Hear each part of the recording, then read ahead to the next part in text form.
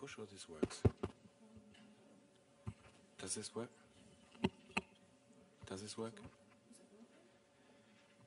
Can anyone hear me if I talk in here? Yes. Apparently it works. Good morning. I'm Karl Falkenberg, Director General for Environment of the European Union. Nice to see you here in this press room. I want to talk to you particularly about what the European Union will continue to do in support of biodiversity in developing countries.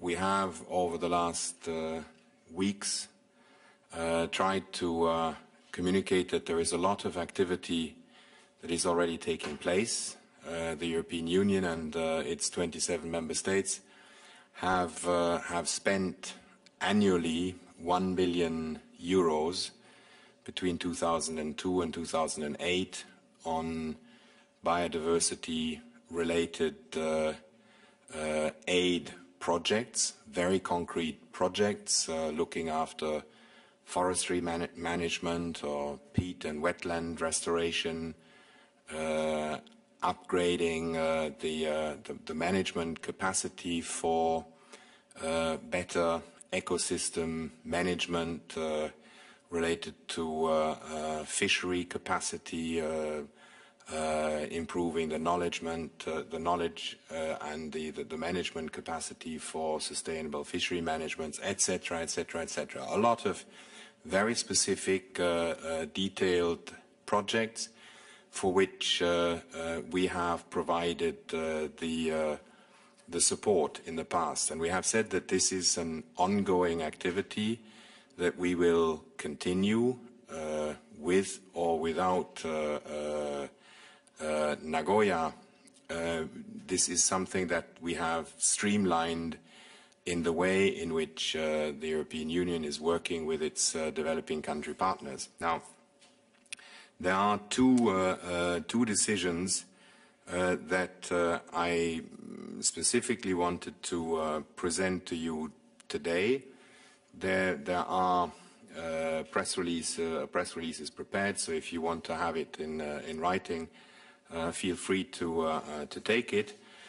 We have one project for €1 million in support of implementation of the CBD work program on protected areas, with a particular focus on marine protected areas in developing countries, least developed countries and small island developed states, by improving their capacity, their management capacities.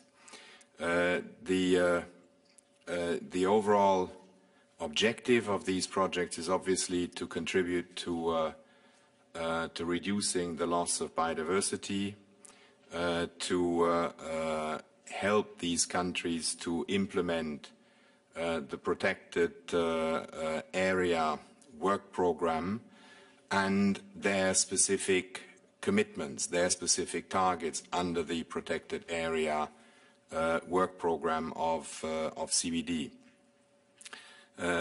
This will be done through a number of capacity building and training activities, by organizing sub-regional workshops, etc. We will aim at strengthening the administrative capacity in developing countries, and again with a highlight, with a focus on island states and the least developed countries, to better, more sustainably manage protected areas, and to come up to meeting more ambitious targets for the establishment of protected marine areas.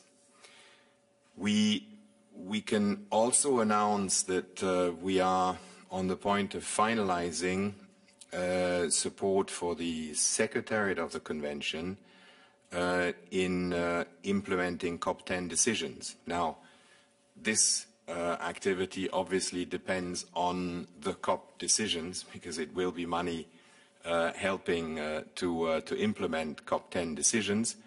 But we have identified again €1 million that we will provide to the CBD Secretariat as additional means for them to help developing countries, and again focus on the least developed countries, to implement COP10 decisions across the range of the biodiversity related issues.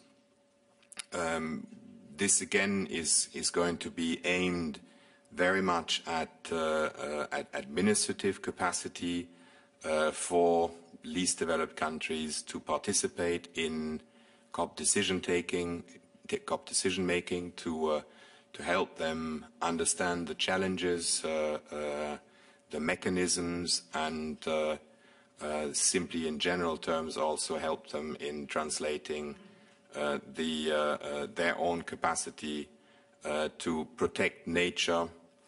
All of this linked to a very good understanding, as repeatedly provided here in the conference by TIB, that the income of the poorest parts of the populations in developing countries, in least developed countries, depend to a very high degree on sustainable good status of the natural environment. The natural environment provides most of the income to those populations, so it's particularly important that in developing countries we have good mechanisms, that there are good management capacity to implement protected areas for the benefit of the livelihoods of those people. So that's the two very specific additional projects that I wanted to present to you today. But you have to understand that they form part of an ongoing effort of a much larger size, and that we will continue to support developing countries in their quest for defending, restoring, protecting their natural environment. That's all for me for an introduction. Happy to take any questions if you have any. I don't know you, so I'll have to try and manage from up here. Please, there's a question at the back. Yep, thank you very much. David Shepherd, Chief Executive of the Pacific Regional Environmental Program. So we're the intergovernmental body in the Pacific for the 21 island countries and territories. So $1 million for the strengthening protected areas and marine protected areas is very generous and appreciated, but it's a relatively small amount. How do you see it being implemented? Do you see this as seed funding, or? We certainly are trying wherever we are spending this money to look for multiplier effects. You can call it seed money. This is the term that you used. I want to use the multiplier effect. We want with our money to trigger additional funds, but also to improve the capacity. We think it is very important in small island states to just upgrade the management in a fishery ministry or department, on the environment side more broadly, about what are mechanisms that exist within CBD, what is what access to additional funds at the international level exist, what are the conditions on which you can access these funds, what are the rules of the game for protected areas, how do you qualify. There are a lot of very practical steps that you can effectively address by organizing a workshop that doesn't cost you a large amount of money, but by which you get the people who you discuss with, who you hold the workshop with, to understand what steps, what concrete steps they can take